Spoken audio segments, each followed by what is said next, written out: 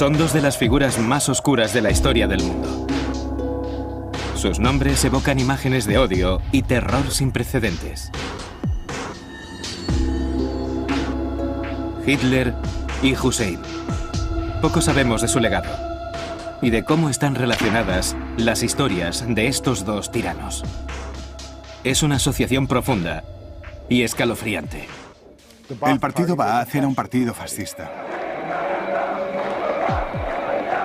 Por primera vez, examinaremos cómo el infame partido Ba'ath de Saddam fue copiado directamente de los nazis.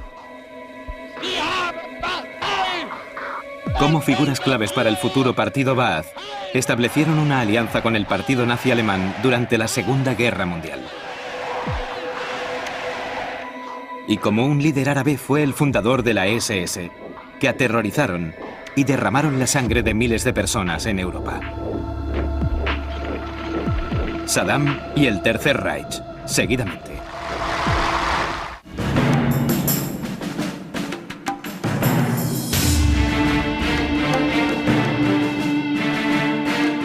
Saddam y el Tercer Reich.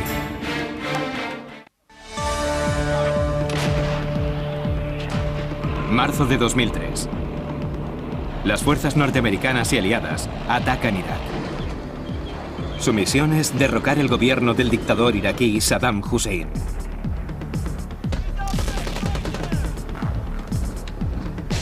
Tres semanas después, derrotan a las fuerzas armadas iraquíes. El ejército norteamericano ocupa Bagdad y las imágenes de los soldados estadounidenses en los magníficos palacios de Saddam Hussein se difunden por todo el mundo. El 13 de diciembre de 2003, después de huir 8 meses, Saddam Hussein es capturado por las tropas norteamericanas. Con una larga barba y los cabellos enmarañados, es difícil reconocer al hombre acusado del asesinato de miles de sus propios compatriotas, un tirano que torturaba personalmente a muchas de sus víctimas. ¿Cómo consiguió Saddam Hussein llegar a la cima del poder en Irak? ¿Quiénes eran los ba'athistas, el partido que controlaba a Saddam? ¿Qué pretendían conseguir? Poco se sabe, pero la terrible realidad es el movimiento ba'athista. Su organización y sus métodos estaban inspirados directamente en el partido nazi alemán.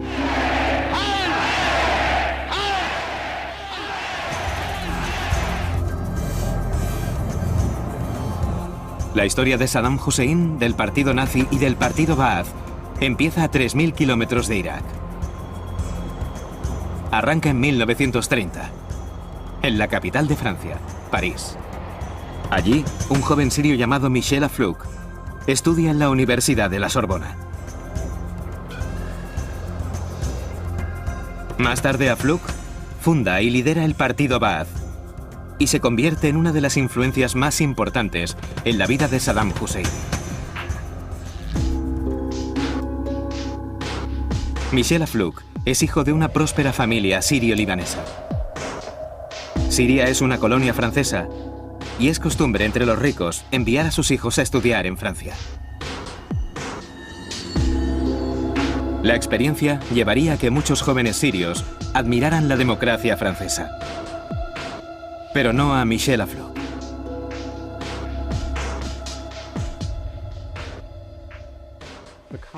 La clase de democracia parlamentaria que los franceses llevaron a Siria y al Líbano fue una auténtica vergüenza. Había muchos jóvenes en el Líbano y Siria que veían que la democracia parlamentaria que se practicaba allí era una farsa. En 1930, Europa es un hervidero de revolucionarios políticos. El continente sufre una alta tasa de desempleo y es terreno fértil para las ideologías extremistas. En Alemania, el partido nazi sube al poder.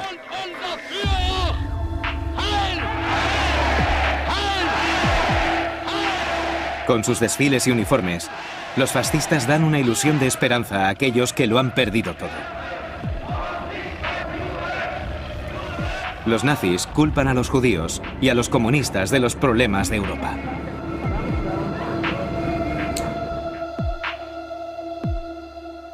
Michel Aflaq se siente atraído enseguida por el partido nazi. Hitler promete a Alemania que solucionará el injusto legado de la Primera Guerra Mundial. Su promesa impacta con fuerza en Afluk, que cree que los árabes han sido vergonzosamente maltratados por los británicos. Durante la Primera Guerra Mundial, las tierras árabes forman parte del antiguo Imperio Otomano. En 1914, el imperio declara la guerra a Rusia, aliada de los británicos y los franceses, y unen sus fuerzas a las alemanas. En respuesta, los aliados declaran la guerra a Turquía. Los británicos, a través de su famoso agente Lawrence de Arabia, prometen a las tribus árabes que si luchan contra los turcos y los alemanes, después de la guerra serán un gran estado árabe independiente, desde Siria a Yemen. La guerra acaba con la derrota de los alemanes y el Imperio Otomano. Pero en 1919, en la repartición de territorios de la posguerra, los árabes aprenderán una dura lección en la guerra política.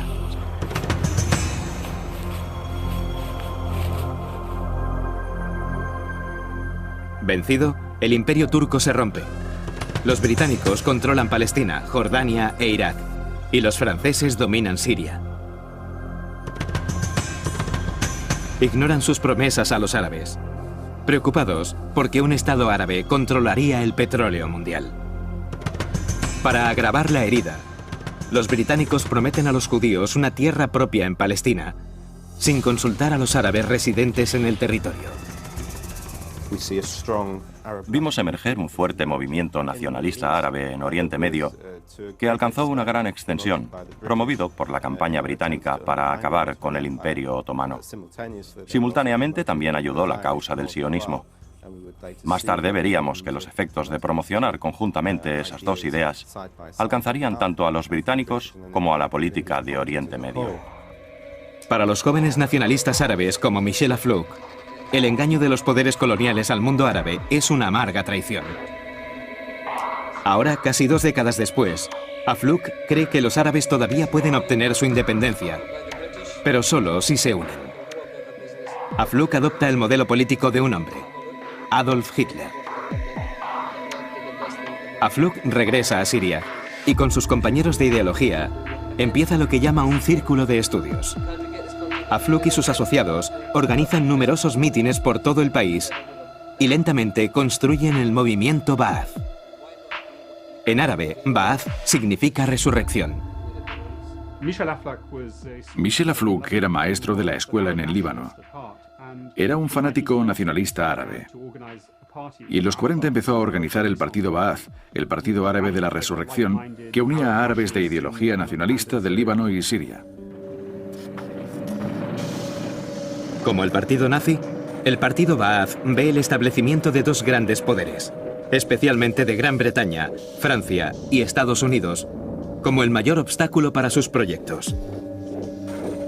Con Hitler, Alemania demuestra que puede derrotar a sus enemigos, intimidar a otros países y crear su propio destino. El partido Ba'ath sigue el ejemplo de Hitler en el mundo árabe.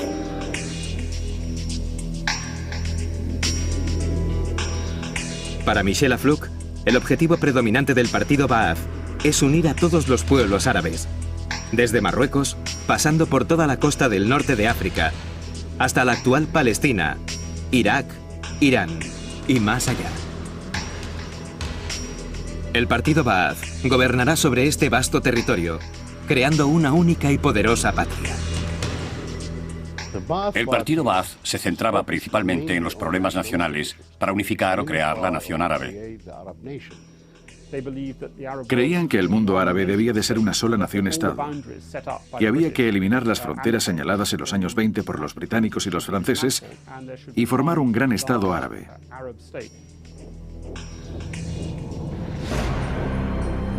A mediados de los 30, el partido nazi inspira a los grupos de todo Oriente Medio. En Egipto, el Movimiento Joven de Egipto convoca manifestaciones masivas y procesiones con antorchas imitando a los nazis. Y en Siria, un movimiento que luego sería el partido Ba'ath adopta la esvástica como emblema. Un nexo de unión entre el partido nazi y los árabes nacionalistas radicales es el odio cerval a los judíos. En Oriente Medio, especialmente en Siria e Irak, se implantaron ideas y estructuras de autoridad basándose en la ideología y el totalitarismo de Alemania. El partido Ba'ath era un partido fascista. Era un partido árabe fascista, uno de los muchos partidos árabes fascistas. Por supuesto, había partidos de estilo nazi en Oriente Medio, aliados políticos de los nazis, pero Ba'ath portaba la antorcha. La autobiografía de Hitler, Mein Kampf, se traduce al árabe y se vende en todo Oriente Medio. Todo se hace según el sistema alemán. Los embajadores alemanes ya reparten propaganda en las capitales árabes y mantienen contactos secretos con los nacionalistas árabes. Alemania tenía una emisora de radio y empezaba: un saludo a los árabes desde Berlín. Esta es la emisora Radio Berlín. Los alemanes agitaban a los árabes nacionalistas contra los británicos. La simpatía por las ideas nazis se extendieron por todo el mundo árabe. Había una cosa evidente en los años 30. Los círculos nacionalistas árabes estaban cada vez más influenciados por el lenguaje racista y antisemita de los alemanes nazis.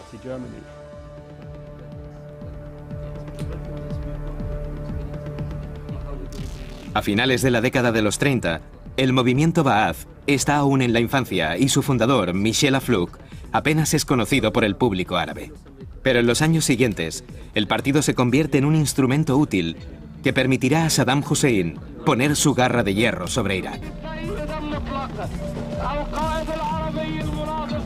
Con su salvaje policía secreta y su numerosa fuerza militar, amenazará la estabilidad de todo Oriente Medio, acabando brutalmente con los disidentes. ¿Por qué era Ba'ath tan tremendamente efectivo? Porque profundamente arraigada en su historia, se ocultaba la mano de la Alemania nazi.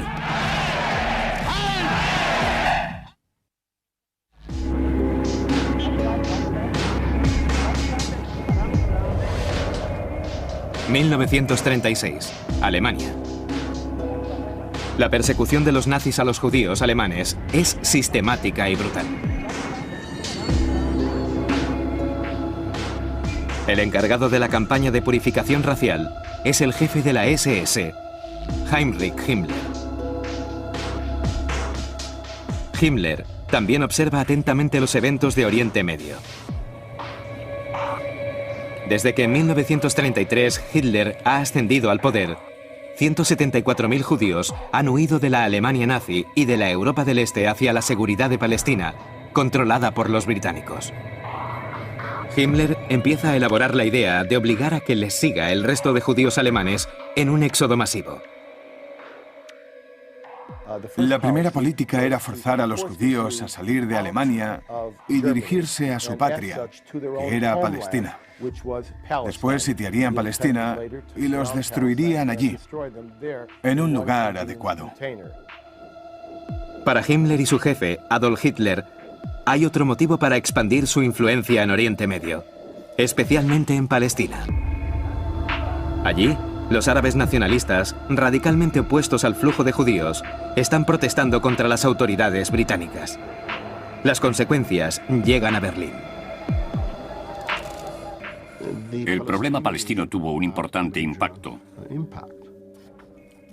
Teníamos la revolución de 1936 de los árabes palestinos contra lo que se consideraban incursiones de los judíos. Veían la expansión como algo peligroso. La ocupación de Palestina impactó e influenció en las mentes y los corazones de los árabes nacionalistas y del gran público. Para muchos árabes palestinos, la llegada desde Alemania de los judíos de Europa, Rusia y otros países, tolerada por la administración británica, es una gran amenaza.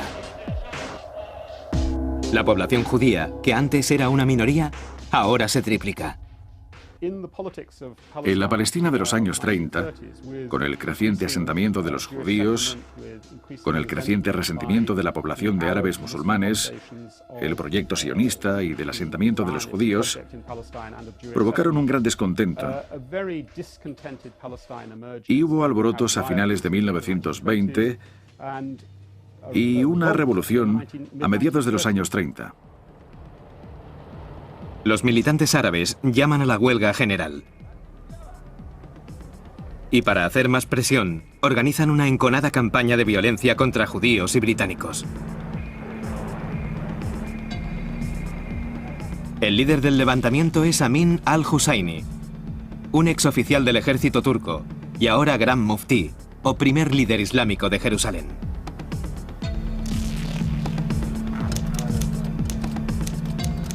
Amin controla la revuelta desde su refugio en el templo del Monte de Jerusalén, que los británicos temen atacar para no enfebrecer la opinión de los musulmanes del resto del mundo.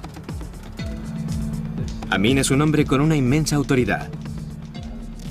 Asegura ser descendiente del profeta Mahoma y durante años ha orquestado la oposición contra judíos y británicos. Ahora, como presidente del comité que representa a los partidos árabes, pide que cese inmediatamente la inmigración de los judíos y la independencia para una Palestina árabe. El muftí declaró a Palestina y a todos los países árabes e islamistas como territorio sagrado, y por lo tanto eran para disfrute único de la fe musulmana, excluyendo a cristianos y judíos.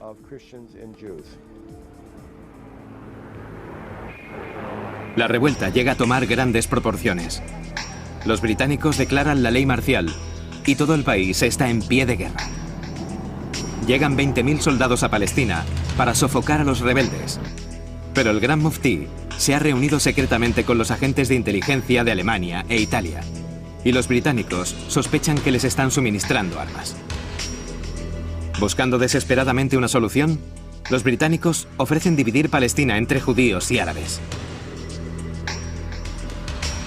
Los judíos palestinos aceptan la proposición, pero los árabes, liderados por el gran muftí, la rechazan.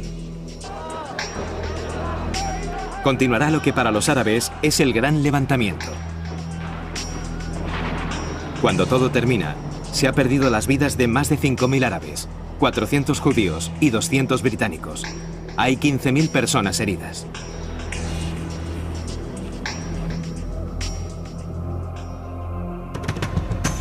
En Alemania, Adolf Hitler y el jefe de la SS Heinrich Himmler ven una oportunidad en la situación de Palestina. Si los británicos crean un nuevo Estado judío, ¿podrán expulsar a los judíos que quedan en Alemania? ¿Pueden ser los árabes nacionalistas aliados útiles a Alemania? Para averiguarlo, Heinrich Himmler envía un emisario de confianza en misión secreta a Oriente Medio. Adolf Eichmann era uno de los líderes organizadores de la exterminación de los judíos. Era el jefe del Departamento de Servicios de Seguridad y visitó Palestina y Egipto en 1937, buscando aliados y socios y estableciendo relaciones. En El Cairo, Eichmann se reúne con un periodista, miembro del círculo íntimo del gran muftí. Algún día el mundo sabrá que Eichmann es un asesino de masas, pero ahora, en noviembre de 1937, es solo un antagonista de los británicos. El muftí está oculto, pero como su portavoz, el periodista pide a Eichmann dinero y armas para luchar contra los británicos. También le dice que Amin quiere que los alemanes detengan la emigración de judíos alemanes a Palestina.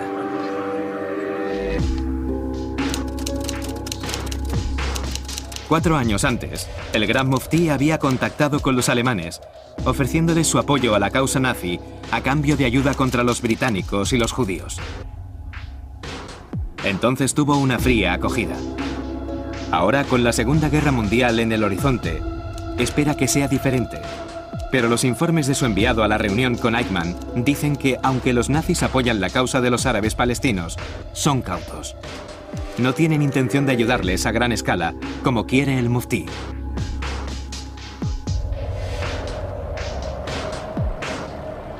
En el verano de 1938, la insurrección de los árabes de Palestina contra los británicos y los judíos alcanza un sangriento clímax. 10.000 árabes luchan en todo el país. Las autoridades británicas adoptan medidas draconianas, prisión sin juicio y la demolición de las casas de los sospechosos de rebelión. En cuanto a los líderes, los británicos arrestan a 5 miembros del comité de los muftíes árabes y los llevan a una remota isla del Océano Índico. Pero el gran muftí, Amin al-Hassauni, no está entre ellos. Mientras se recrudece la guerra en Palestina, el rebelde más importante escapa al Líbano.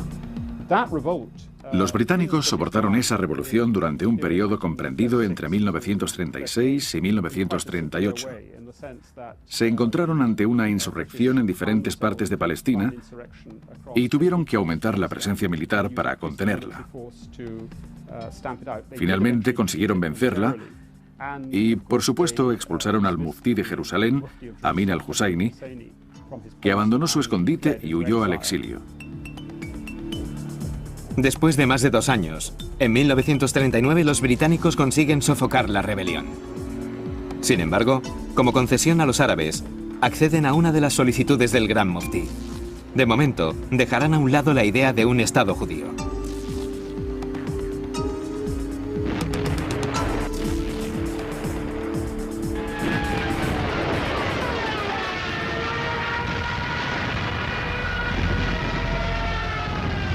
Mientras el levantamiento palestino llega a su fin, en Europa la situación da un giro dramático. En septiembre de 1939, los ejércitos alemanes emprenden camino a Polonia. Con el cataclismo de la Segunda Guerra Mundial, han desaparecido los grandes poderes europeos y las repercusiones han llegado a Oriente Medio. Se suceden una serie de extraordinarios eventos que llevarán directamente a la llegada de Saddam Hussein.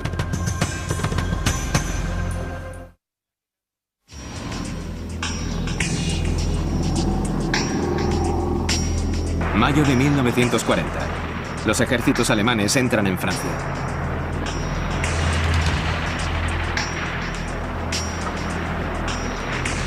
Francia, uno de los grandes europeos, con la mayor máquina militar de Europa, cae en pocas semanas.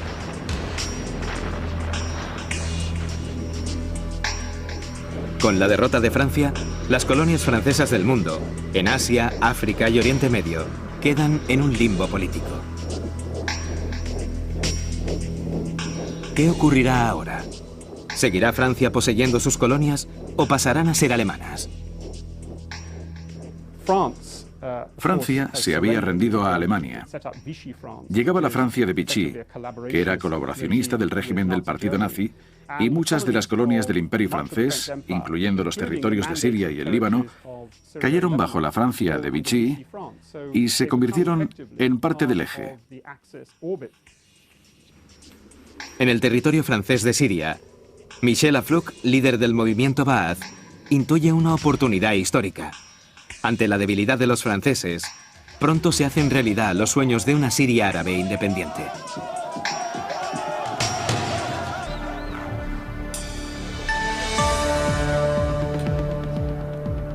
El movimiento Ba'ath, hasta ahora obligado a operar en la sombra por las autoridades francesas, sale a la luz y empieza a reclutar hombres jóvenes que compartan su ideología. Es el principio de una nueva fase de la campaña de Aflaq por un mundo árabe unido.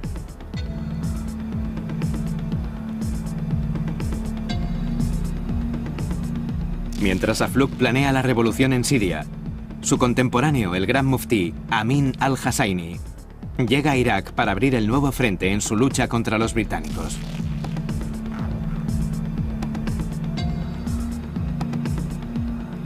Irak fue creada por los británicos después de la Primera Guerra Mundial, separando y enfrentando 3 provincias del antiguo imperio turco: Mosul, Bagdad y Basora.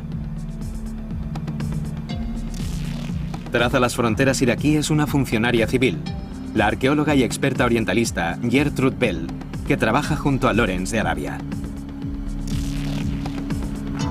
En 1921, en una conferencia que da Winston Churchill en El Cairo, se da a Irak una independencia limitada. Para celebrar la ocasión, Lawrence, Gertrude Bell y Winston Churchill posan para una fotografía montados en camellos. Se firmó un tratado con el nuevo gobierno de Irak para asegurar que las bases aéreas importantes permanecieran en el país, además del derecho al movimiento de tropas en caso de necesitar reforzar sus efectivos en otras partes del Imperio Británico. Entre 1920 y 1930, el ejército británico protege el petróleo de Irak que explotan compañías británicas. La mayoría de iraquíes ven a la familia real iraquí con su rey niño como marionetas manejadas por los británicos. Ven la independencia de su país como un engaño y soportan mal la presencia de los británicos. Es terreno fértil para la agitación antibritánica del Gran Muftí.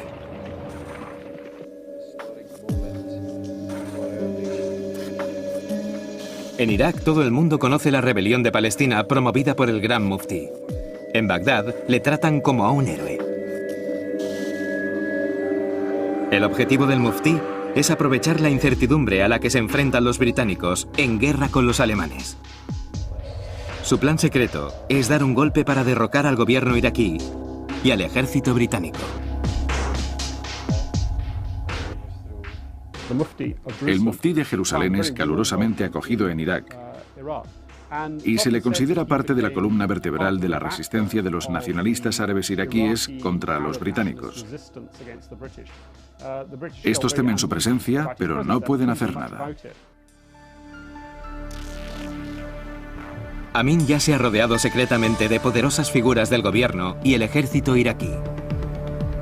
También ha recogido cuantiosos fondos en Irak y en Oriente Medio. Solo le queda conseguir el apoyo de Hitler para su ambicioso proyecto de unir al mundo árabe.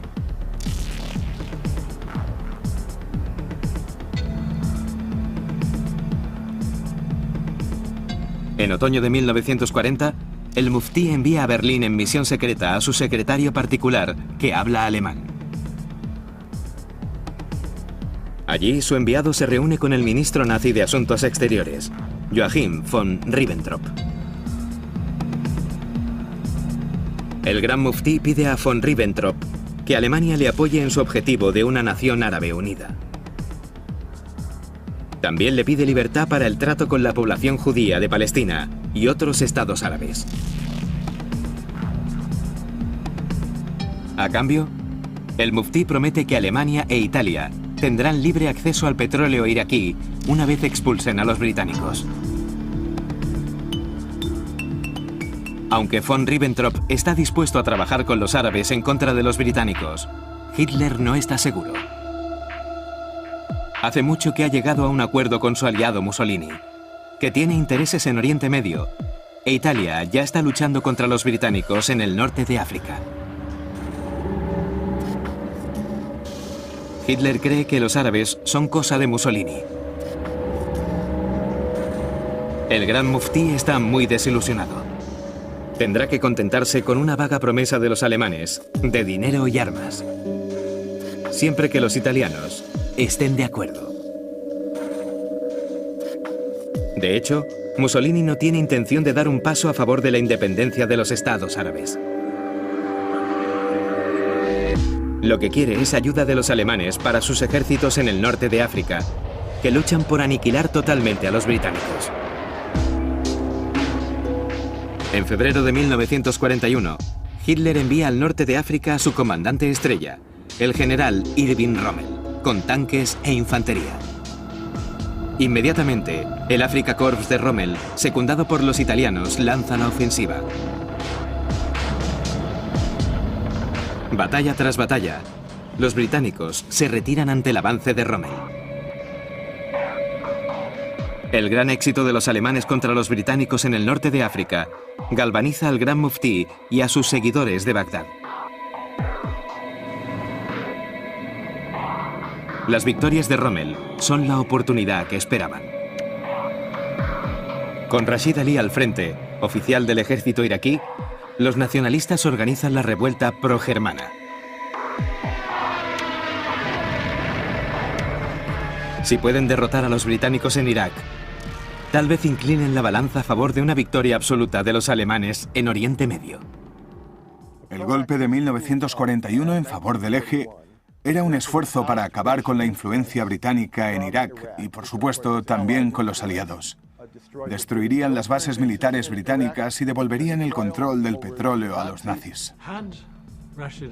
Si el gobierno de Rashid Ali hubiera conseguido expulsar a los británicos de Irak en 1941, la situación habría sido desestabilizar la posición de los británicos en Oriente Medio. Habría permitido la entrada de las tropas iraquíes y las tropas del Eje, y las fuerzas británicas intentarían restablecer su posición en el desierto occidental. En las siguientes décadas, la revolución iraquí de abril de 1941 inspiraría a todos los nacionalistas árabes y, sobre todo, al futuro dictador de Irak.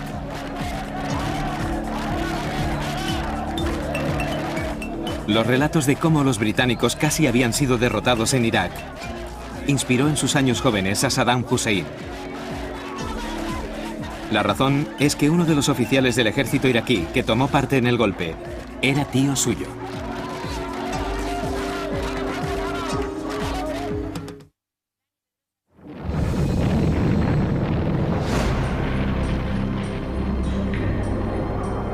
A principios de abril de 1941, los británicos se enfrentan a una desesperada situación en Oriente Medio. Los tanques del brillante general Irving Rommel, el zorro del desierto, amenazan con derribar las últimas defensas de los británicos y entrar en Egipto. El 12 de febrero de 1941, el Afrika Korps de Rommel llega a Libia, que controlan los italianos. Empezando por Trípoli, los Panzer persiguen la retirada de los británicos y el 15 de abril llegan a la frontera egipcia.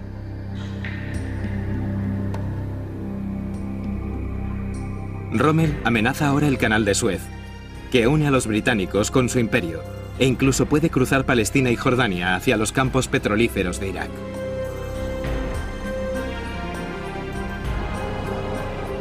El avance alemán significa que los británicos se enfrentan a la terrible posibilidad de perder el control de Oriente Medio y con ello su principal fuente de suministro de petróleo.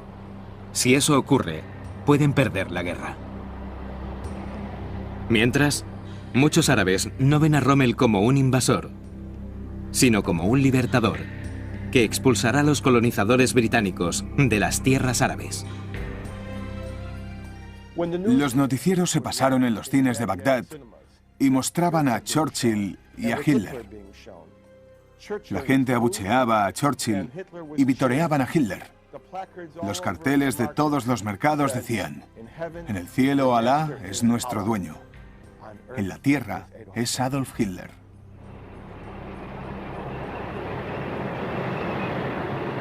Los Panzer de Rommel amenazan todas las posiciones de los británicos de Oriente Medio, pero en Irak se enfrentan a un ataque totalmente inesperado.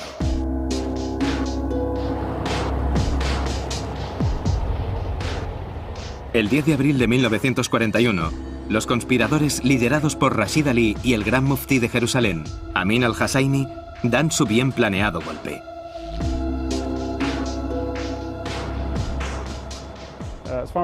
Los jóvenes oficiales iraquíes no querían a los británicos, eran nacionalistas y creían que los alemanes, las fuerzas del Eje, iban a ganar la guerra. Entre los oficiales del ejército involucrados en el golpe está Khairal Atulfa, un ferviente admirador de los nazis.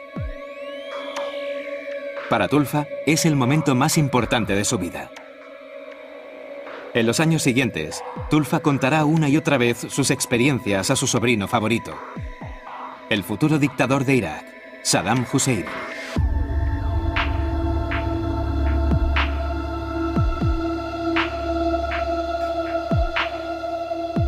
En las primeras etapas del golpe iraquí, Amin al-Husayni permanece en las sombras, pero ahora asume el liderazgo.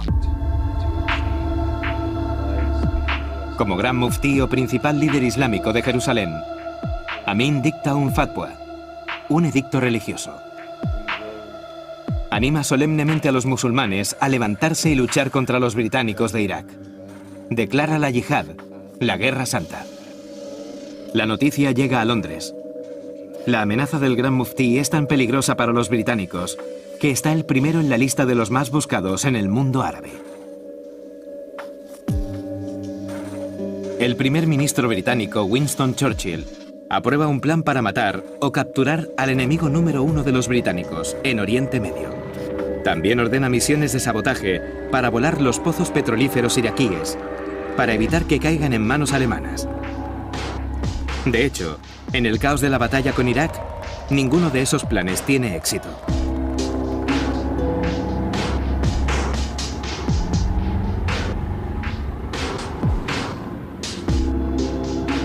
Hace mucho que el gran muftí prometió a los alemanes que el petróleo iraquí sería para ellos. Con la ofensiva de Rommel en pleno movimiento, posiblemente el muftí tenga que entregarle su premio, muy necesario para los alemanes. Para el gran muftí, la recompensa podría ser inmensa. Si los nazis ganaban la guerra y tomaban el control de Oriente Medio, el muftí podía llegar a ser gobernador general o ser proclamado rey de Oriente Medio.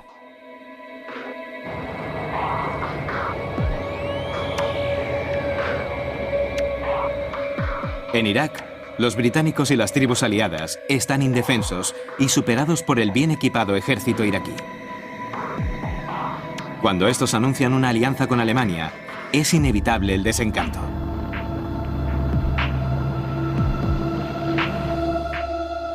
Después de días de creciente tensión, las familias británicas son evacuadas al aeródromo de Jabanilla, a 95 kilómetros de Bagdad, y desde allí saldrán de Irak. En Jabanilla hay casi 2.500 soldados y civiles británicos. Los únicos aviones que tienen son unos aparatos obsoletos para los pilotos en prácticas. Alrededor de la base se concentran 5.000 soldados iraquíes con artillería pesada. No permiten que nadie salga o entre. Al principio, los efectivos de los británicos eran muy limitados, porque lo único que tenían eran aviones de prácticas, y entre ellos unos cuantos cazas antiguos en Jabanilla. Los británicos saben que tienen que tomar acciones decisivas para salvar la base de Jabanilla y la presencia británica en Irak. Deciden atacar sin previo aviso. Para los británicos, es una carrera contrarreloj. Si los iraquíes consiguen que los alemanes envíen aviones de combate, lo habrán perdido todo en Irak.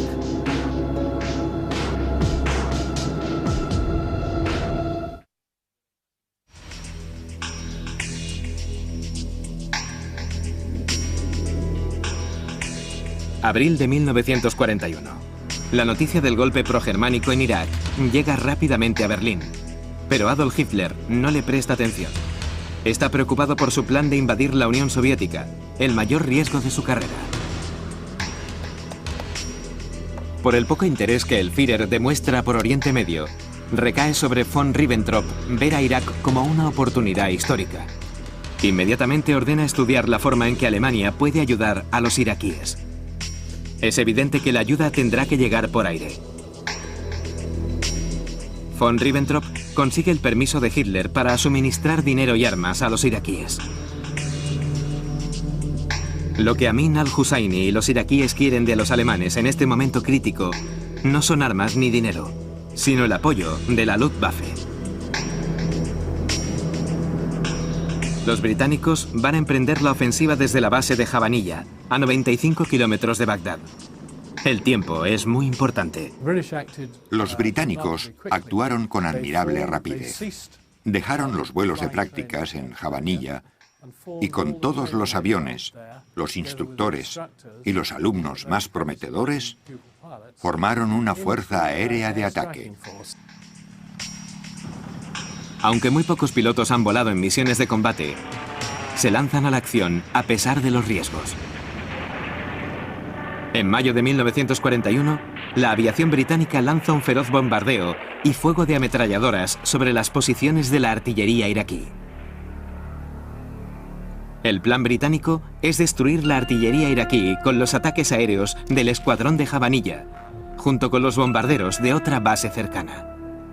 Las incursiones sobre la infantería desequilibran a los iraquíes, mientras la RAF amplía sus operaciones, atacando las bases aéreas iraquíes y diezmando sus efectivos. Al mismo tiempo, con una de las operaciones de transporte más osadas de toda la guerra, la aviación civil británica lleva 400 soldados desde la India a la capital iraquí, Basora, a una distancia de 2.500 kilómetros. Su misión es reforzar la marcha hacia la capital de Irak.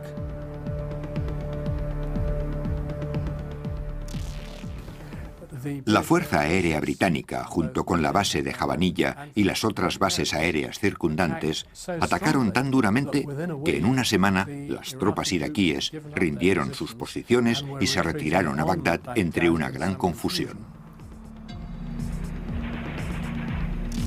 Después de 6 días de luchas, los británicos expulsan a los iraquíes de la base aérea de Jabanilla y rompen el asedio. En su retirada, los iraquíes dejan grandes cantidades de suministros y armas. Pero la batalla por el control de Irak no ha hecho más que empezar.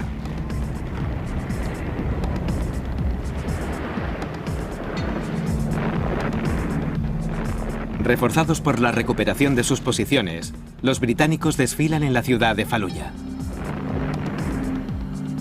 Entonces, el Gran Muftí y los líderes iraquíes reciben por fin la ayuda pedida a los alemanes. Enviaron un pequeño contingente aéreo que incluía 7 bombarderos, 12 cazas de largo alcance, algunos transportes aéreos con su tripulación y una unidad italiana de biplanos de combate. Esa fue toda la ayuda que el Eje envió cuando lo creyó oportuno. Aunque los alemanes llevan a cabo un gran número de bombardeos reforzados por fuego de artillería sobre las columnas británicas y el aeródromo de Jabanilla, el ataque les afecta poco. No están coordinados con las tropas iraquíes de tierra y solo consiguen destruir unos cuantos aviones británicos.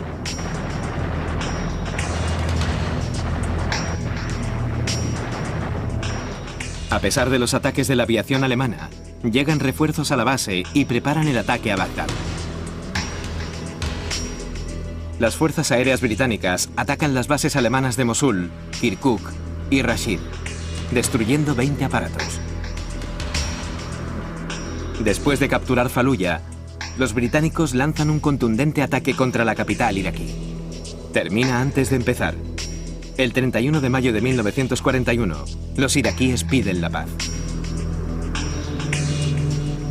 La derrota infligida por los británicos es un gran desastre para los iraquíes. En todo el mundo árabe se recibe la noticia con pesar. Los británicos seguirán teniendo el petróleo iraquí y sus bases estratégicas, pero han humillado a los iraquíes y al mundo árabe. Y eso se recordará durante años.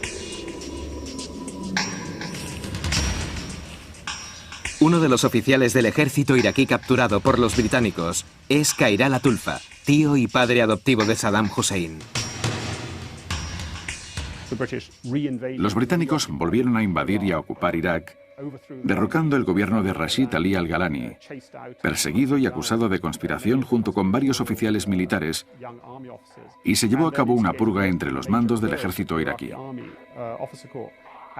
El tío de Saddam Hussein, Khairal Atulfa, fue víctima de esa purga, fue expulsado de las Fuerzas Armadas y vivió una vida de amarguras.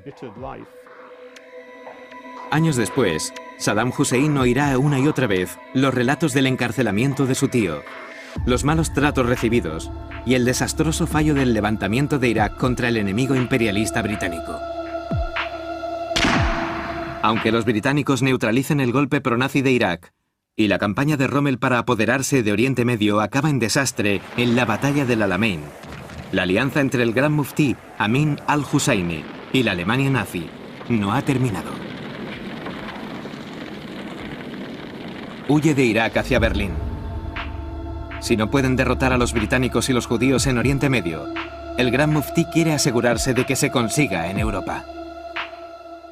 Cuando el golpe de Estado falló en 1941, el muftí no podía seguir en Bagdad. De haberse quedado habría sido arrestado. Así que se fue a Berlín, donde fue tratado como hombre de Estado. En Berlín, el muftí probará pronto su valía. Antes del final de la guerra, creará su propia unidad SS musulmana, liderando un reino de terror cuyas atrocidades se harán famosas por su crueldad y barbarie.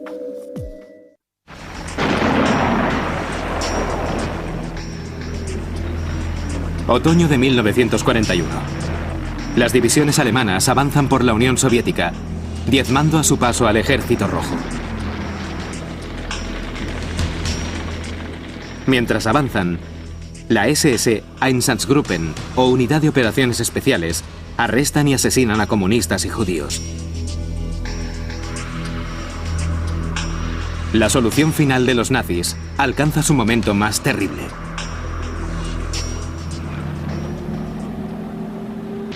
El 20 de noviembre, 3 meses después de que Hitler invada la Unión Soviética, el Gran Muftí Amin al-Husayni está en Berlín, a salvo de la persecución de los ingleses.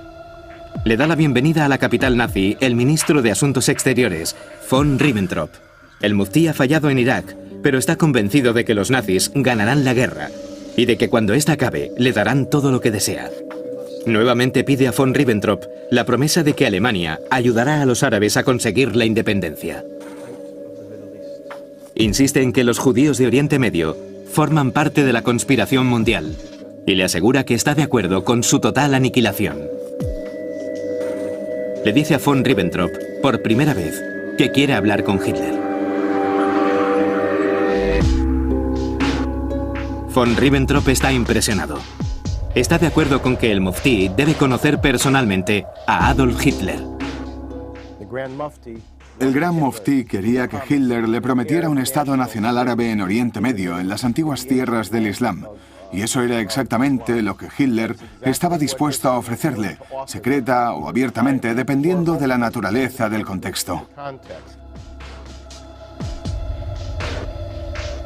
8 días después, es recibido en Berlín por von Ribbentrop, y el Gran Muftí tiene su tan esperado encuentro con Adolf Hitler.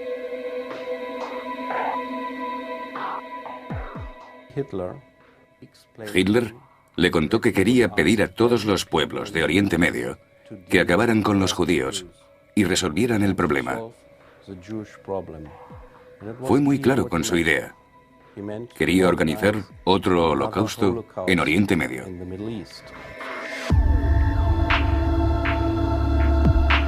Con la bendición de Hitler, el Gran Muftí conoce al jefe de la SS, Heinrich Himmler.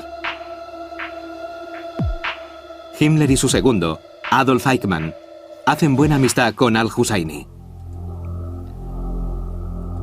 Himmler da al muftí el rango de Gruppenführer de las SS, equivalente a general, y da a Amin y sus seguidores una generosa asignación mensual para que monten una oficina árabe en Berlín. El muftí viajaba por toda Alemania durante la Segunda Guerra Mundial. Desfilaba por las calles, hacía visitas oficiales, visitas a embajadores y hablaba de noche en Radio Berlín.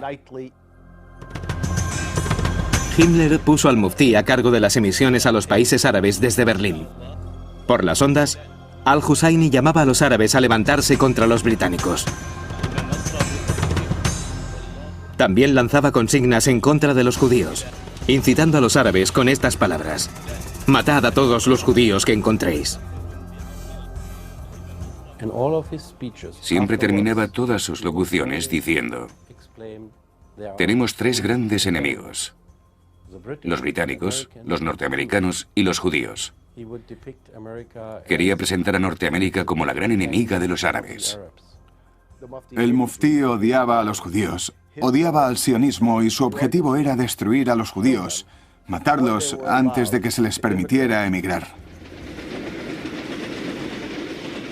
En 1943, el Gran Muftí se entera de los planes de Hungría, Rumanía y Bulgaria, países aliados de Alemania, que dejarán salir a miles de judíos para que se refugien en Palestina.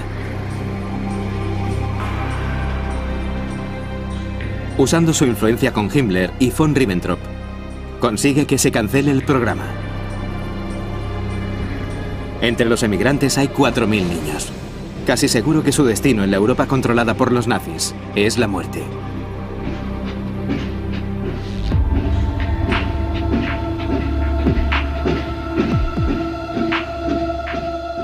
En los últimos 4 años de la guerra, Alemania ha sufrido muchas bajas en el campo de batalla. El Reich busca desesperadamente más combatientes.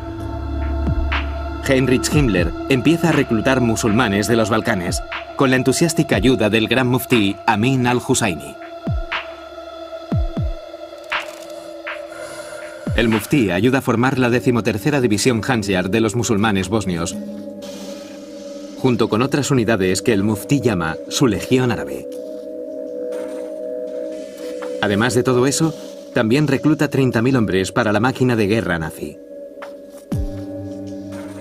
Irónicamente, en la teoría nazi sobre las razas, los árabes son considerados inferiores y no pueden pertenecer a las SS. Himmler trata a los miembros extranjeros de las SS con consideración, pero como miembros de segunda clase. Tras un exhaustivo examen físico al muftí, hace una excepción. Para ello tiene la aprobación de Hitler. El médico personal del gran muftí hizo una evaluación y dijo: no es árabe, es caucásico, casi ario. Podemos confiar en que será un buen aliado para nosotros. La división Handjar de las SS es desplegada entre los partisanos de Yugoslavia y actúa como fuerza de seguridad interna en Hungría. La división es responsable de una serie de atrocidades contra partisanos y judíos.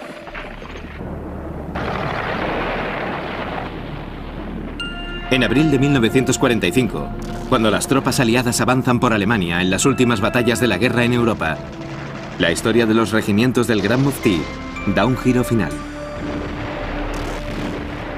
Mientras la tremenda batalla por Berlín tiene lugar cerca del búnker de Hitler, entre las tropas nazis, haciendo su última aparición suicida, hay 100 hombres de la Legión Árabe del Muftí.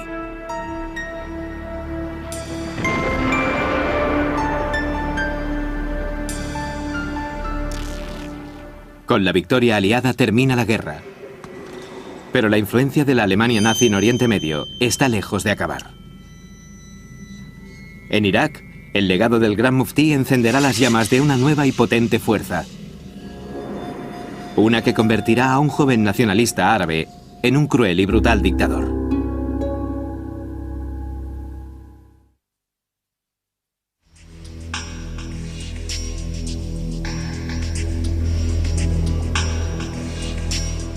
En 1945, después del final de la guerra, los europeos y los aliados emprenden los juicios de Nuremberg por crímenes de guerra contra los perpetradores de las atrocidades cometidas durante la contienda.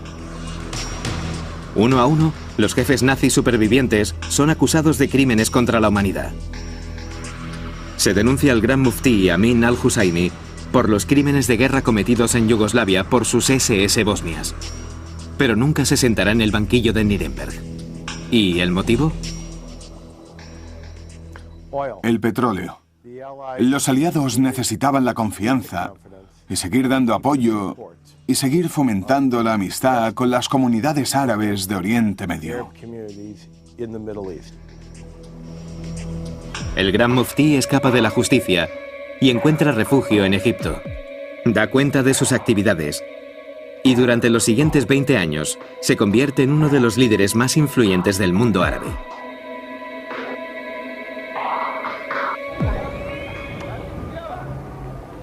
En los años siguientes al levantamiento iraquí, los británicos mantienen firmemente sujeta a Irak. Se restaura la monarquía y el joven rey Faisal asiste a la escuela en Inglaterra. Los británicos están tan confiados que incluso liberan a algunos de los rebeldes que tomaron parte en el golpe de 1941. Entre ellos está el tío de Saddam Hussein, Khairal Atulfa. Como muchos de sus compañeros rebeldes, Tulfa se enfrenta a un futuro difícil. Se le prohíbe volver al ejército iraquí y trabaja como maestro de escuela de su lugar de nacimiento, Tikrit. Es una modesta ocupación, pero para muchos jóvenes iraquíes, Tulfa es un héroe. Uno de sus mayores admiradores es su joven sobrino, Saddam Hussein. Saddam se quedó huérfano a muy temprana edad, probablemente cuando tenía 2 o 3 años. Nació en el seno de una familia muy pobre y le enviaron a vivir con su tío Kairala, que vivía en Tikrit. Y gracias a él, Saddam pudo recibir una educación. Saddam empezó a ir a la escuela cuando tenía 11 años y era el último alumno de la clase en lectura y escritura. Se burlaban y lo acosaban sin piedad. Saddam solo era bueno usando los puños y defendía el honor de su familia pegando a la gente. El joven Saddam Hussein adora a su tío, a quien ve como a un luchador por la libertad y la causa árabe. En los años siguientes, Saddam se contagiará del odio de Kairala Tulfa hacia los británicos y los judíos, y admira profundamente el fascismo. Este era el hombre al que Saddam Hussein estaba íntimamente ligado en los años 40 y 50. Un hombre que no quería a los británicos y odiaba la monarquía. No es extraño que Saddam Hussein se sintiera atraído por el partido Ba'ath. Kairala Tulfa escribe un panfleto clamando su disgusto por haber sido excluido del ejército y la política. Lo titula "Tres que Dios no debería haber creado: los persas, los judíos y las moscas". En él, Tulfa declara su odio a los judíos, los iraníes y los kurdos, y su sueño de unir al mundo árabe.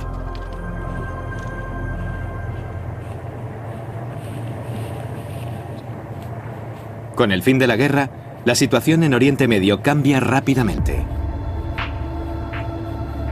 Miles de judíos que han sobrevivido a la campaña nazi de exterminación huyen a Palestina. Los británicos intentan evitar que se asienten, pero los judíos en la sombra luchan. El grupo de la resistencia judía Irgun vuela el Hotel Rey David de Jerusalén, el cuartel general de los británicos. En el ataque mueren 91 personas. Las tensiones entre los árabes y los judíos crecen mientras los judíos siguen llegando, y cada bando lanza brutales ataques contra el otro. Palestina va hacia una guerra civil, y los británicos deciden que no pueden permanecer allí. En noviembre de 1947, las Naciones Unidas anuncian que Palestina va a ser dividida en 2 estados, uno árabe y otro judío. La población judía celebra la noticia de la independencia, pero los árabes se niegan a aceptar el plan de partición. Se desatan duras luchas entre los judíos, fuertemente armados, y las milicias árabes. Los británicos envían fuerzas militares como parte del acuerdo con la ONU, y tropas de Egipto, Siria, Jordania e Irak entran en Palestina para derrocar al nuevo Estado de Israel.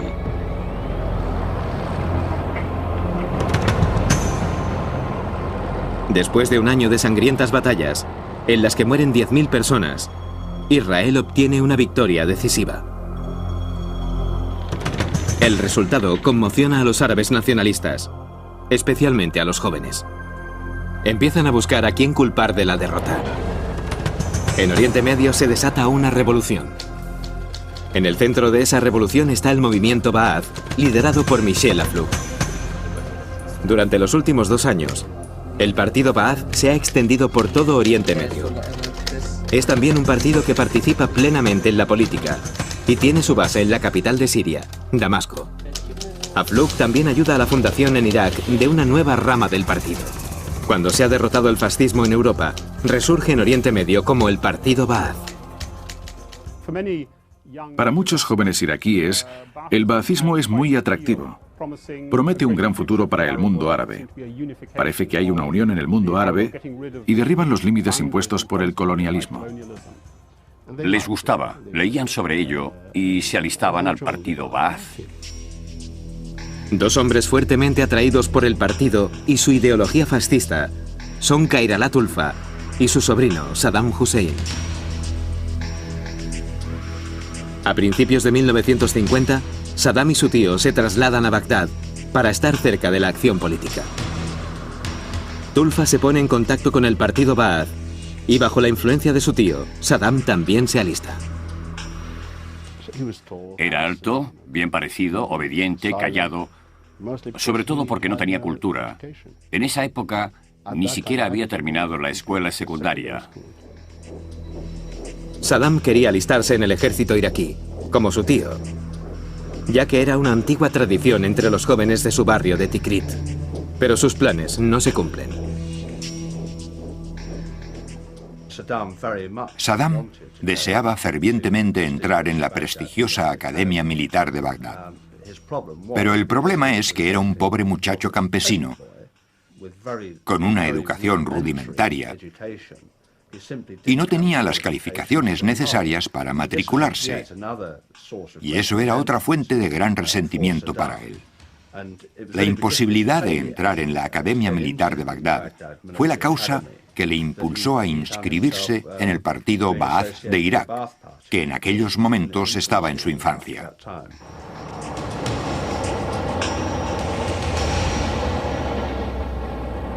Unos 5 años después de haber sido fundada la rama iraquí, el partido Ba'ath hace su primer intento por el poder. Una alianza entre oficiales del ejército, los ba'athistas y los comunistas, planean derrocar la monarquía pro-británica del rey Faisal.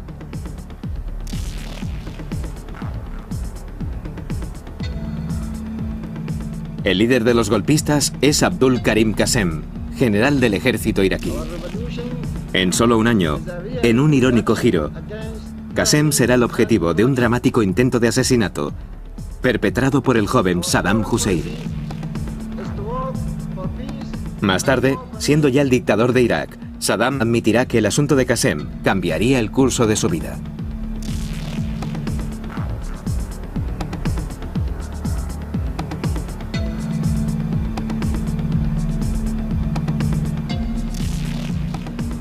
Bagdad, 14 de julio de 1958. El sueño del partido Ba'ath de derrocar al gobierno iraquí se hace realidad. El ejército rebelde ataca el Palacio Real y asesinan al rey Faisal II, a su esposa y a sus hijos. El ejército dio un golpe de estado en Irak. Algunos elementos del ejército derrocaron la monarquía en Irak, pero no dieron el poder a los ba'athistas, sino a los árabes nacionalistas, a pesar de que los ba'athistas habían apoyado el golpe, junto con los nacionalistas iraquíes y los comunistas.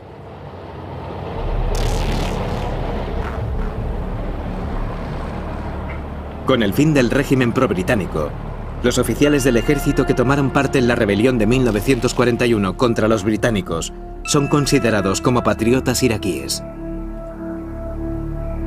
Los hombres que habían sido encarcelados o exiliados son recompensados ahora, especialmente aquellos que están en el partido Ba'ath.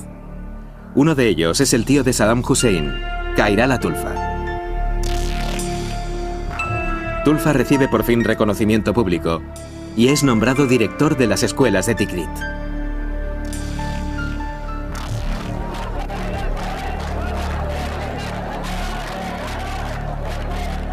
Aunque algunos miembros del partido Ba'ath están en el nuevo gobierno iraquí, el régimen está dominado por el Partido Comunista Iraquí prosoviético y el más importante del mundo árabe. Algunos ba'athistas comunistas están resentidos y un oficial comunista consigue que el tío de Saddam, Khairallah Tulfa, sea despedido de su empleo. Es el evento que provoca el primer asesinato confirmado de Saddam Hussein. Khairallah encargó expresamente a Saddam el asesinato de un oficial del Partido Comunista de Tikrit, que le había destituido, diciendo que no tenía las calificaciones necesarias para desempeñar el puesto en el Departamento de Educación de Tikrit. Ultrajado, Tulfa envía a su sobrino para que le vengue. Le da a Saddam su propia pistola. Saddam embosca fríamente a su objetivo y le mata de un solo disparo en la cabeza. Es su primer paso en una carrera de asesinatos a sangre fría.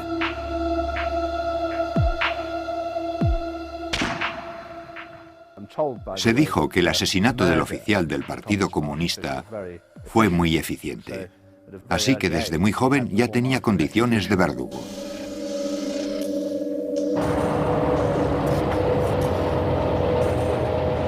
El hombre que dirige el golpe contra el gobierno, el general Abdul Karim Qasem, es el nuevo líder de Irak. Para estrechar los lazos con los comunistas, poco después de asumir el poder, Qasem invita a Irak a 2000 consejeros de la Europa del Este. La amistad de Qasem con los soviéticos levanta grandes sospechas en Washington. La Guerra Fría está dividiendo el mundo en dos bandos armados. Uno dominado por la Unión Soviética y el otro por Estados Unidos. Muchos dentro y fuera de Irak ven a Qasem como una amenaza para Occidente. En esos momentos, si había algo que los baacistas odiaran más que a los colonialistas, eran los comunistas. Cuando el régimen izquierdista de Abdul Karim Qasem surge en Irak a partir de 1958, el partido Ba'ath empieza a organizar una conspiración dentro de las Fuerzas Armadas y en otros lugares. Para los baacistas, la amistad de Qasem con los comunistas no es buena, porque rechaza su política de unir el mundo árabe.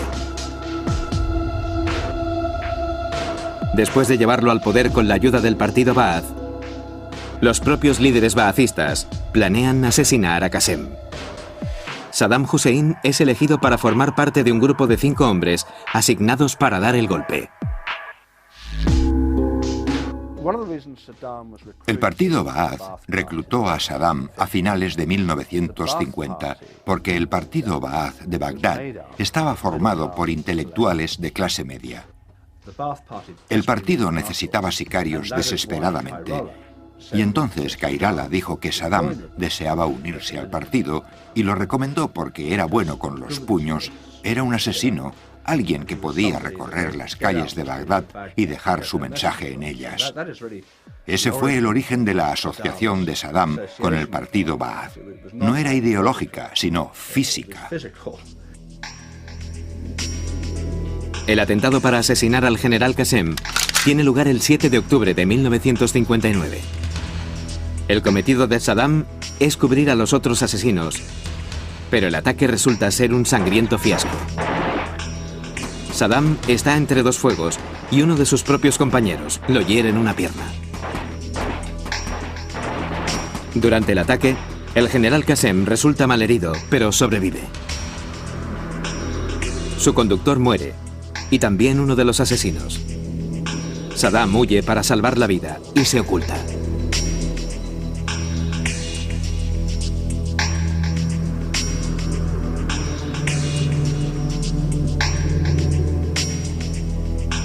En las semanas siguientes capturan a varios de los conspiradores y son juzgados y sentenciados a muerte. Saddam es juzgado y sentenciado en rebeldía, pero consigue salir de Irak y va primero a Siria y luego a Egipto. Pasarán casi 4 años antes de que pueda regresar a Bagdad. Y durante ese tiempo, conoce a algunos poderosos e influyentes aliados.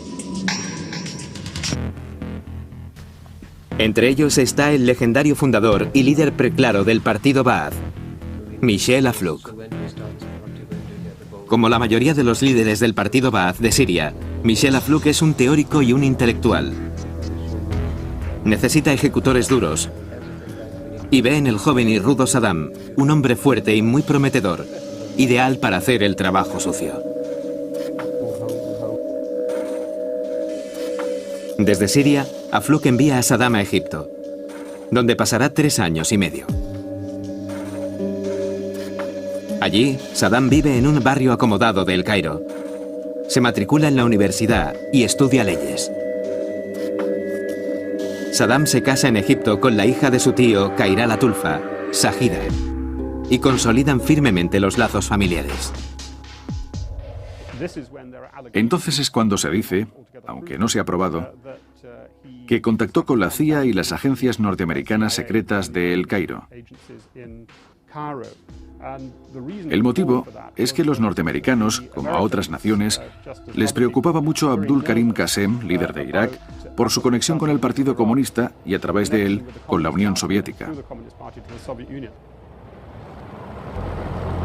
En febrero de 1963, los oficiales del ejército iraquí, algunos alineados en el partido Ba'ath, planean hacerse con el poder mediante un golpe de Estado apoyado por las agencias de inteligencia occidentales. El golpe llevará a Saddam Hussein desde las últimas filas del partido a ser una peligrosa estrella en la jerarquía del partido Ba'ath.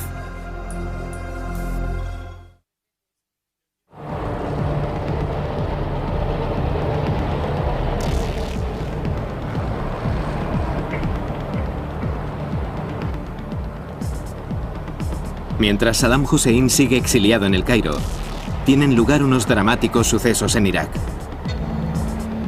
El 8 de febrero de 1963, los oficiales del ejército aliados con el partido Ba'ath toman el control dando un sangriento y violento golpe de Estado. El general Qasem, a quien Saddam no había conseguido asesinar 4 años antes, es arrestado, torturado y ejecutado. En 1963 dan un golpe de Estado, asesinan a Abdul Karim Qasem y el régimen del partido Ba'ath sube al poder. Entonces es cuando Michel Aflaq cree que el partido Ba'ath de Irak puede empezar a desarrollarse como él quiere. Pero no es así. Uno de los líderes del golpe es Ahmed Hassan el-Bakr, un alto oficial del ejército.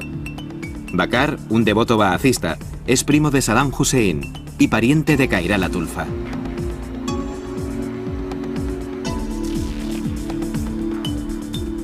Mientras se prepara el golpe, Saddam Hussein sigue en El Cairo, pero regresa rápidamente a Irak. Cuando vuelve a Bagdad, tiene fama de ser un hombre leal al partido y sin escrúpulos, capaz de una extrema violencia, e inmediatamente es nombrado jefe de la organización de inteligencia del partido. Su primera misión es organizar una redada entre el Partido Comunista Iraquí y arrestar a cualquier sospechoso de ser simpatizante de las izquierdas.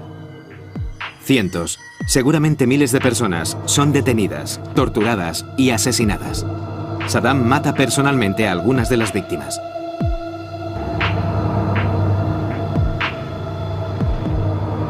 Al año de estar en el poder, el nuevo gobierno ba'athista empieza a desmembrarse.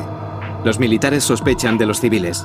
Mientras algunos ba'athistas quieren unificar Irak y Siria, otros se oponen ferozmente.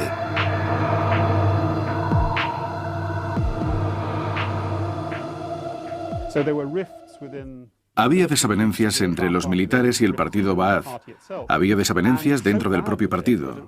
Y las cosas se pusieron tan mal que llamaron a Michel Aflaq y a los mandos nacionales del partido para que intercedieran. Y los sirios vinieron y dijeron qué había que hacer. Michel Aflaq llega desde Siria para poner paz entre los elementos rivales del partido Ba'ath. Una vez en Bagdad, usa su influencia para promocionar a Saddam como un alto rango en el partido. Saddam se convierte en miembro del Comando Ba'ath Regional, el comité que se ocupa de las decisiones importantes y de la política del partido en Irak.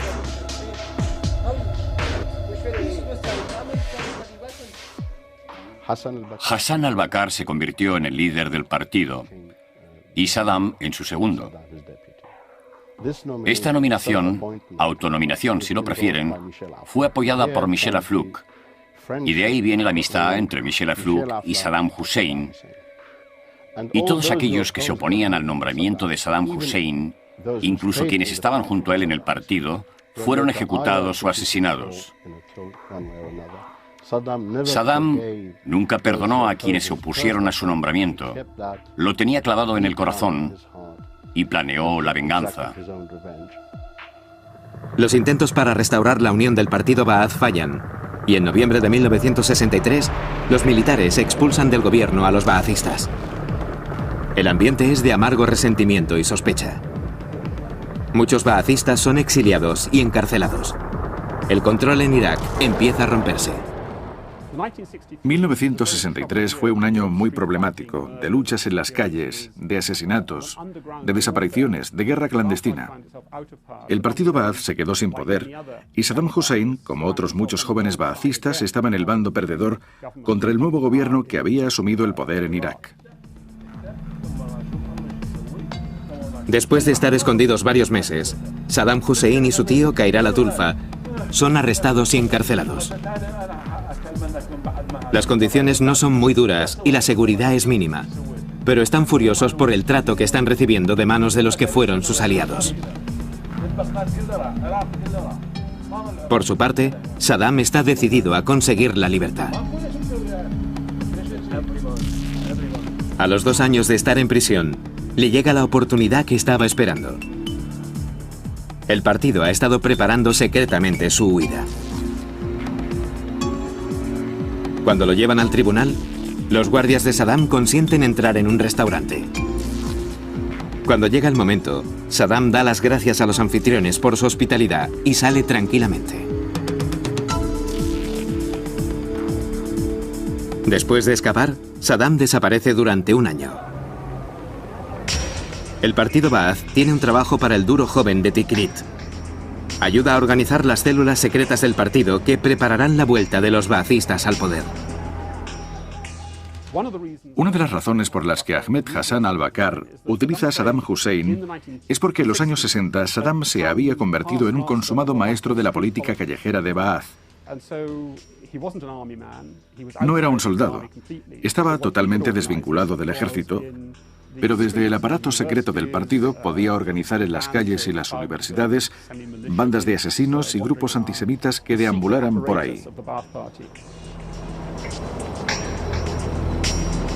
La oportunidad de Saddam para alcanzar el poder llega antes de lo que había imaginado.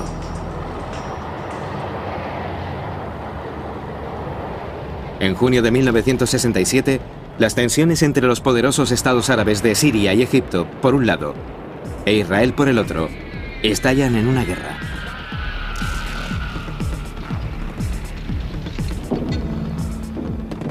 Los árabes son derrotados en unos días.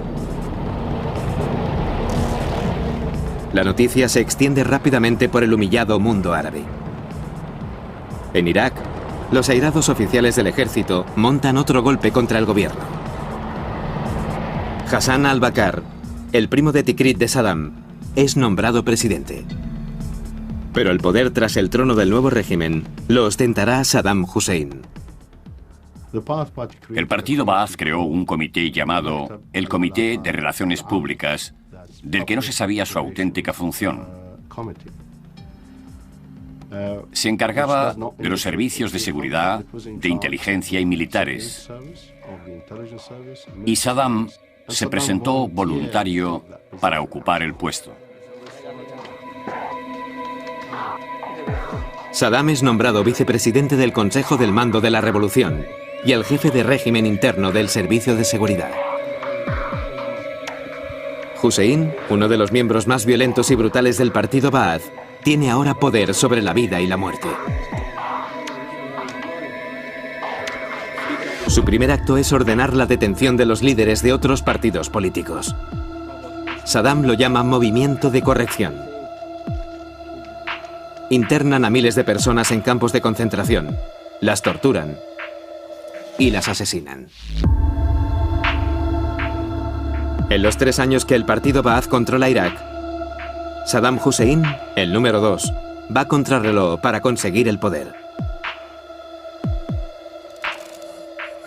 Se convierte en el jefe de importantes departamentos del gobierno, el de los campesinos, el Comité del Petróleo y el Sindicato Obrero.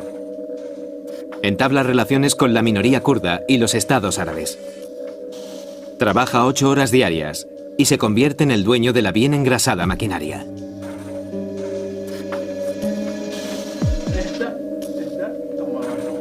Poco después del golpe, Hussein trae a Irak al fundador del partido Baath, Michel Aflouk, y lo hace líder oficial del partido. Saddam Hussein tiene buenas razones para estar agradecido a su mentor Aflouk. En el partido Baath, Con la jerarquía y la disciplina nazi, la policía secreta y los informadores, Afluk ha creado el instrumento perfecto para un líder, cuyo único deseo es convertirse en el incontestado tirano de Irak y de todo el mundo árabe.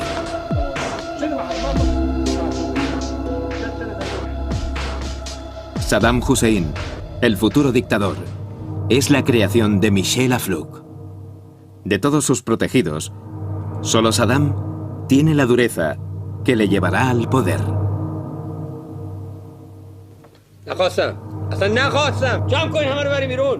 Saddam, veterano de una serie de golpes contra el gobierno, está decidido a permanecer en el poder, cueste lo que cueste. La solución está en una sutil mezcla de favoritismo y terror. Primero llega el terror. Saddam acuña un escalofriante dicho: donde hay una persona, hay un problema. Donde no hay nadie, no hay problema. Uno a uno, eliminó a todos los asociados políticos de las altas esferas del partido Ba'ath, hasta tal punto que, en 1972, en solo 4 años, era el único poder tras el trono del presidente Bakr. Saddam Hussein no es por mucho tiempo el número 2 del régimen. Es el hombre más poderoso de Irak y se suele decir de él que es el hombre fuerte del país. En el Irak de Saddam nadie está a salvo. Los leales son recompensados con empleos y posiciones. Los desleales desaparecen de las infernales prisiones de Saddam y no se les vuelve a ver. Para enfatizar el mensaje a los parientes de sus ofensores, después de la ejecución de un oponente político, Saddam envía a la familia la factura del coste de las balas.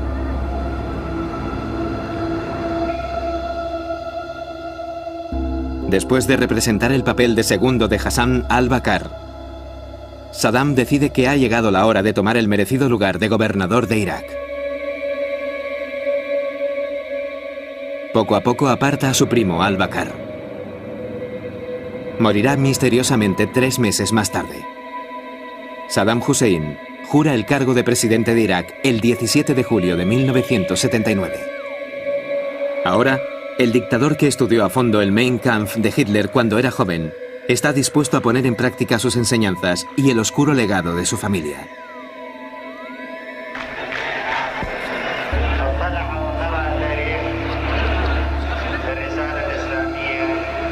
A los pocos días de ser presidente, Saddam Hussein decide seguir el ejemplo del héroe de su tío, Khairal Atulfa, Adolf Hitler. Planea asesinar a sus oponentes, los líderes del partido, de un solo golpe.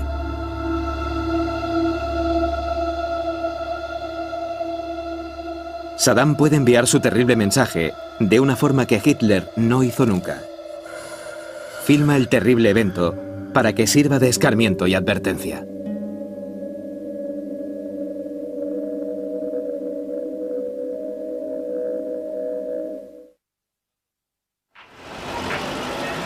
Bagdad, 22 de julio de 1979. 5 días después de que Saddam acceda a la presidencia de Irak, convoca una reunión de altos cargos iraquíes del partido Ba'ath de todo el país. Todos pensaban inocentemente que iban a Bagdad para aclamar al nuevo líder del partido y al nuevo presidente de Irak. Pero mientras se desarrollaba la reunión, Saddam dio un vuelco a la situación y la convirtió en una purga staliniana. Mientras las cámaras filman totalmente el acto, Saddam acusa a 60 líderes del partido de formar parte de un gran complot para derrocarle. La atmósfera del salón se corta. Los guardianes de seguridad se llevan uno a uno a los atónitos y aterrorizados acusados. Saddam llora amargamente, y los otros miembros del partido imitan a su líder, pensando que siente una gran pena. Durante los días siguientes, torturan y fusilan a los acusados. Saddam ejecuta personalmente a algunas de las víctimas, y también obliga a los líderes supervivientes a disparar sobre sus propios compañeros.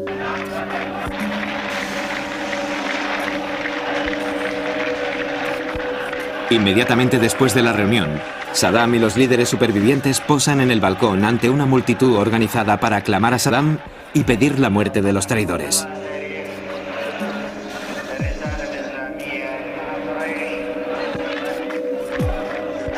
Aunque Saddam ya tiene incontables enemigos mortales, confía en poder sobrevivir a cualquier atentado que se haga contra él, como él había intentado antes. Se rodea de gente en la que confía, compañeros y miembros del clan de su barrio de Tikrit. Toda la familia se adhiere al fascista Partido Ba'ath. Irak y el partido Ba'ath estaban bajo Saddam Hussein, que estaba protegido por el clan familiar, las únicas personas en las que podía confiar. Y durante ese periodo, su poder es virtualmente absoluto.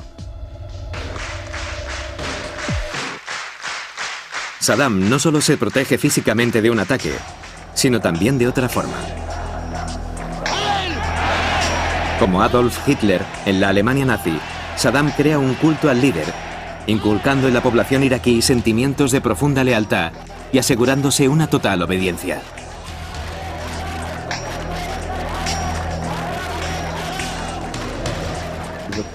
La máquina propagandística entró inmediatamente en acción para crear el mito del gran e invencible Saddam Hussein, el león de Irak, el defensor de Irak, el nuevo Saladino.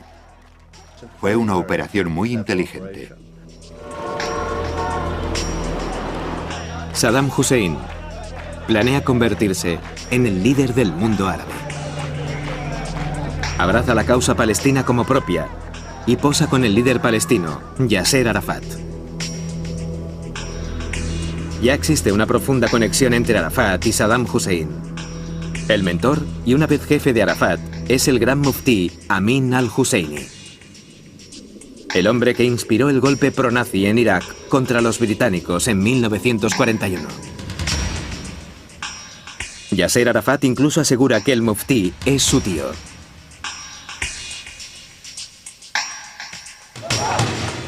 Pero Saddam sabe que eliminar a sus enemigos del partido e infiltrar a su policía secreta entre el pueblo iraquí no es suficiente para mantenerle en el poder. Igual que Adolf Hitler, Saddam cree que la mejor forma de preservar su poder es yendo a la guerra. Cualquiera que se oponga a Saddam es enemigo de Irak y un traidor, y debe ser eliminado. Las fuerzas iraquíes invaden Irán el 22 de septiembre de 1980. Saddam calcula que si gana, será aclamado como el poderoso e indiscutible líder del mundo árabe.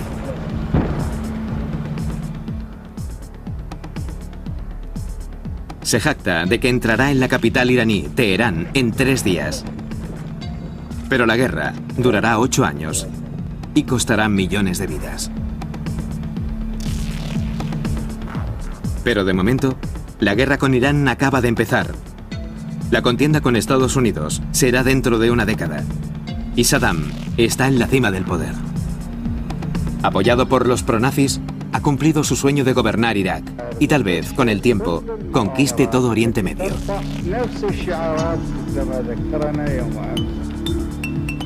Después de toda una vida abriéndose camino hacia la cumbre, es adorado y temido por millones de iraquíes. Ha sido un largo camino desde su pobre infancia en Tikrit.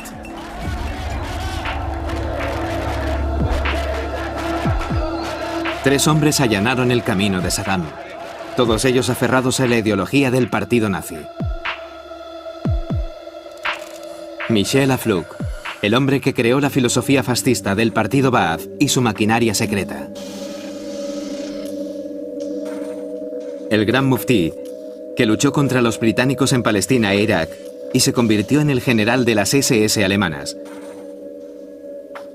Y el tío y mentor de Saddam, Khairal Atulfa, el héroe de la lucha contra los británicos y ferviente admirador de Adolf Hitler.